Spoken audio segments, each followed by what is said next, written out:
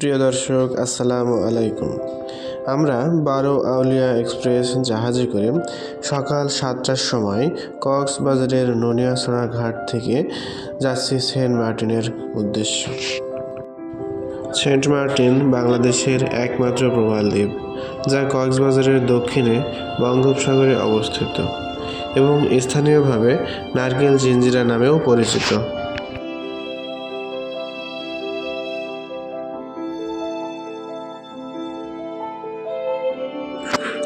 কক্সবাজার থেকে সেন্ট মার্টিনে যেতে সময় লাগবে আপনার 6 ঘন্টা। জাহাজে আপনারা বিভিন্ন ধরনের মানুষ দেখতে পাবেন এবং সেই সাথে অনেক ইউটিউবার, ভ্লগার, কন্টেন্ট ক্রিয়েটর অনেকের সাথেই আপনাদের দেখা হতে পারে। যেদিকে চোখ যায় শুধু নীল আর নীল।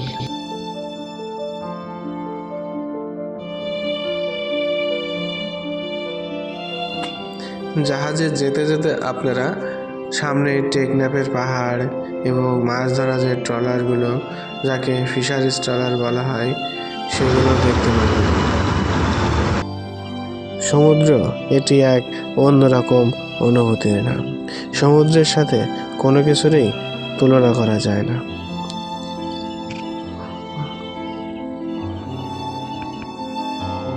আমাদের পাশাপাশি কর্ণফুলী জাহাজও সমান তালে ছুটে চলেছে। দেখতে দেখতে আমরা পৌঁছে গেলাম আমাদের স্বপ্নের ঠিকানা, স্বপ্নের জায়গা সেন্ট মার্টিন, যেখানে একটু শান্তির জন্য সবাই ছুটে যায়, একটু বিশ্রামের জন্য, একটু দেখার জন্য আসলেই দ্বীপটা কেমন সে দেখার জন্যই আমরাও ছুটে চলেছি এবং পৌঁছে গেছি। আমাদের জাহাজ থেকে নামার সময় হয়েছে, এখন বাজে ঘড়ির কাঁটায় 1টা বাজে। আমরা পৌঁছে গেছি সেন্ট মার্টিন ঘাটে।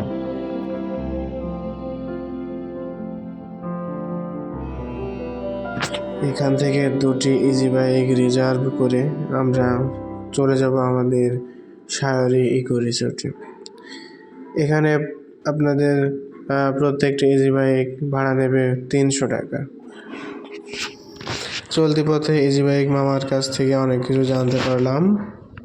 সেন্ট মার্টিনে বেশিরভাগ মানুষই মুসলমান, শুধু একটি পরিবার হিন্দু পরিবার, আর সবাই মুসলমান। গল্প করতে করতে আমরা পৌঁছে গেলাম আমাদের সায়রি ইকো রিসোর্টে। তো চলুন দর্শক, আমাদের সায়রি ইকো রিসোর্টে কি কি আছে ভিতরে আপনাদেরকে দেখাবো।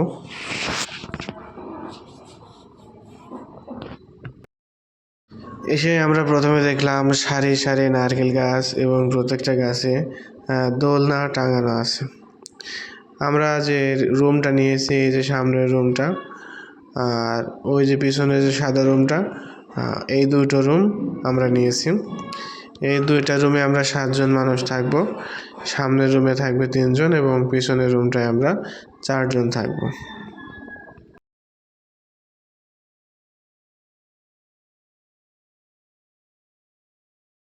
আপনারা এই সায়রি ইকো রিসোর্টে 4 থেকে 6 হাজার টাকায় খুব ভালো মানের রুম পেয়ে যাবেন।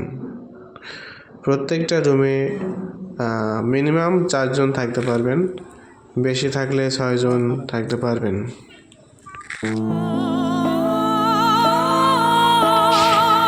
এই দ্বীপটি আবার অনেকে নারকেল জিঞ্জিরা নামেও চেনে, কারণ এই দ্বীপে অনেক নারকেল গাছ পাওয়া যায়।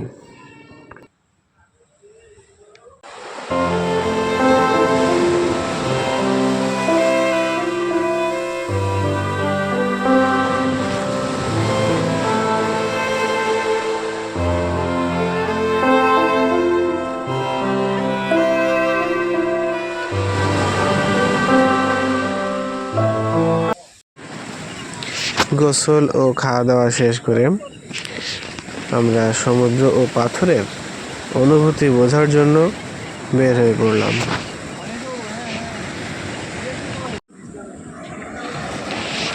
সমুদ্রের ফিল নিতে হলে আপনাদের অবশ্যই সেন্ট মার্টিনে আসা উচিত।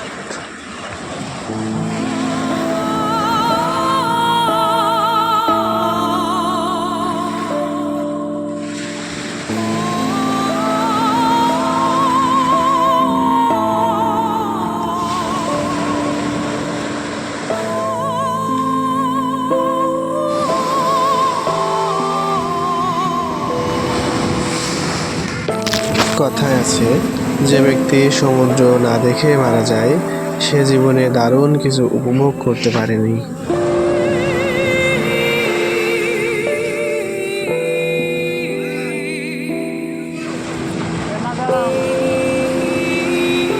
দেখতে দেখতেই সন্ধ্যা ঘনিয়ে এলো, সূর্য অস্ত যাচ্ছে। আমরা এবার কিছুক্ষণ পরে এখান থেকে চলে যাব আমাদের রুমে, তারপর রেস্ট নিয়ে আমরা যাব বাজারে।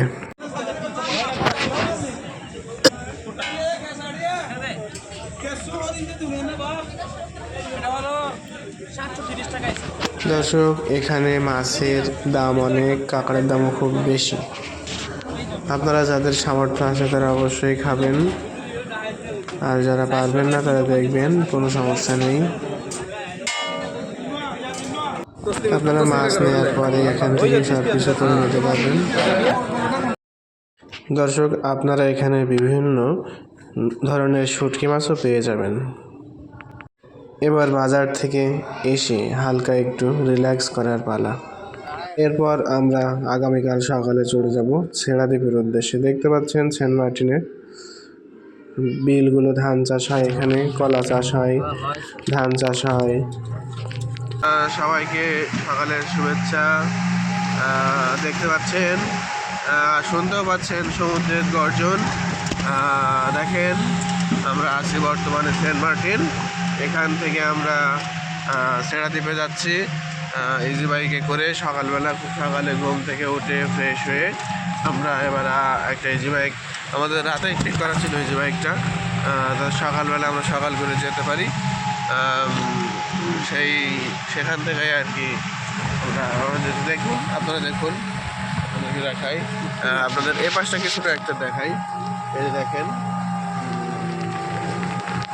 এই যে পাশে আরো অনেক কিছু আছে।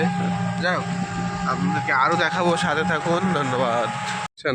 দর্শক, আমরা এখন চলে এসেছি সেন্ট মার্টিনের দক্ষিণ বিচে।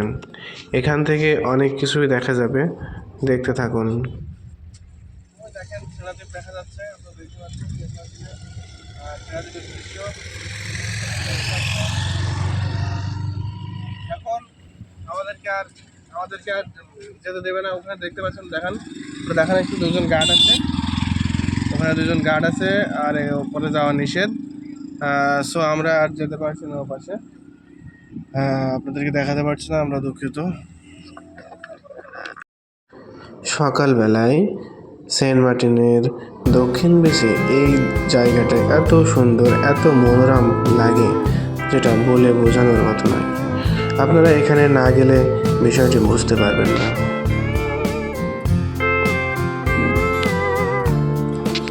এখানে আমরা যাওয়ার আগে বেশি লোক নয়, খুব কম লোক এখানে, তারা খুব ভোরে পৌঁছেছে এবং তারা ফটোশ্যুট করছে, ঘুরছে, হাঁটছে।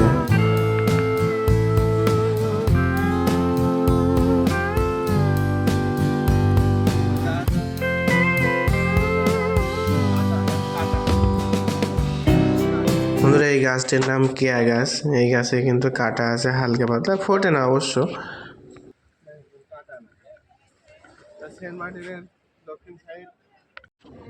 এই যে কেয়া ফল, এটা কিন্তু খাওয়া যায় না।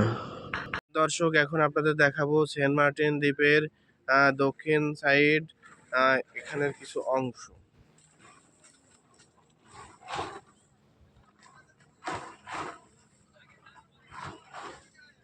দেখতে পাচ্ছেন,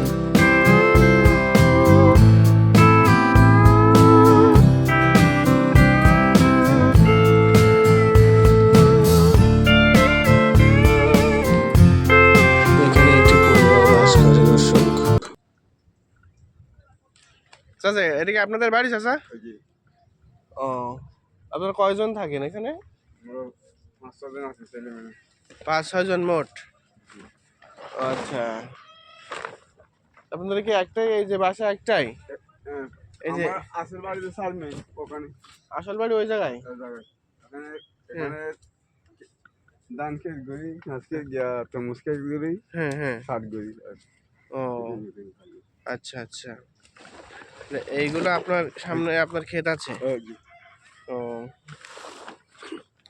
আপনি কি অন্য সময় মাছ ধরেন? এখানে মাছ ধরেন? আমরা মাছ ধরতে যাই না, আগে যাচ্ছি, এখন যাই না। ও আচ্ছা।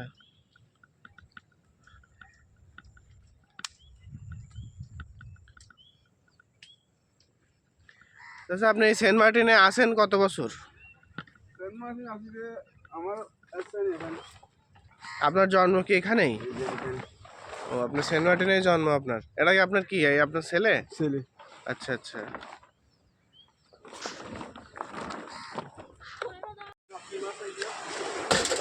কাতলা আর ইলিশ কত করে কেজি? 300 টাকা। 300 টাকা কেজি। এই রাতে কিনে গেলে নিয়ে যায় 1 কেজি। হ্যাঁ, ছাড় যখন আছে।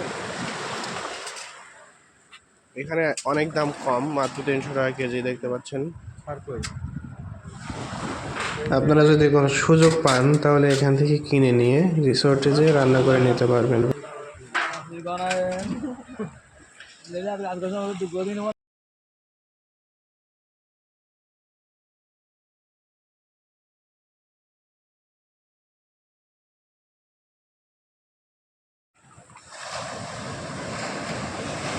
দেখুন আর শুধু অনুভব করুন জায়গাটা কেমন হতে পারে।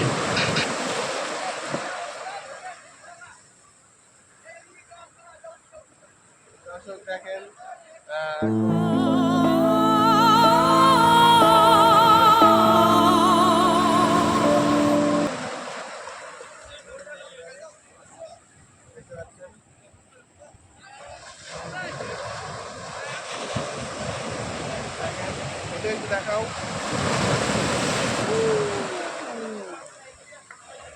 এত সুন্দর পরিবেশ আমি জীবনে দেখি দর্শক।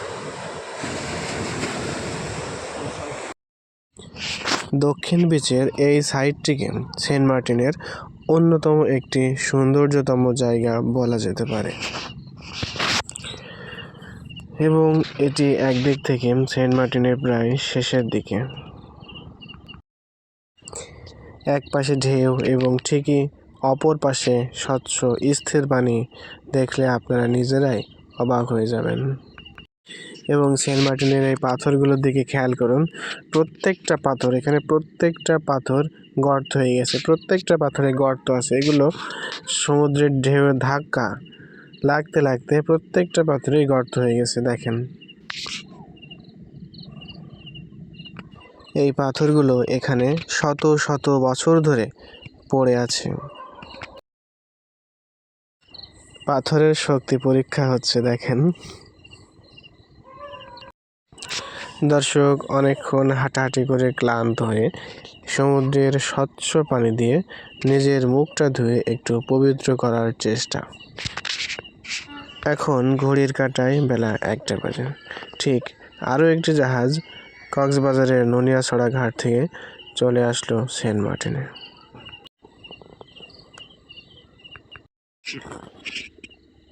এই পশ্চিম বিচে বিভিন্ন ধরনের মাছ ধরে শুকানো হয় এবং শুকানোর পরে এগুলো বাজারজাত করা হয়।